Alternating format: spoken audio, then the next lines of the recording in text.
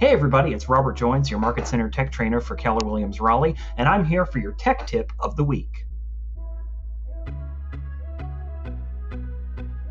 The Tech Tip this week involves giving you ownership of what happens in KWRI in regards to command. Today I'd like to direct you all to an incredible resource called ideas.kw.com. So we're going to go ahead and navigate to ideas.kw.com. And what you'll see when we get to ideas.kw.com is that here is an open forum to not only vote for things that you think should be added to command, but you can also suggest and encourage your other fellow KW agents to vote on things that you should be added to command.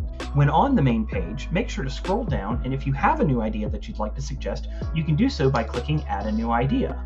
It's important to have a one-sentence summary that catches the eye of other agents in the same way that you would market a listing.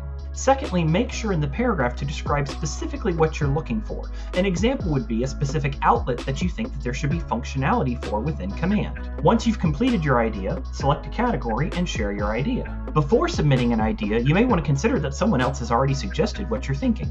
So make sure to check the search bar and check the topic that you were considering suggesting. If you ever have downtime, this is a great place to scan and check and see where some new ideas might be coming to the company.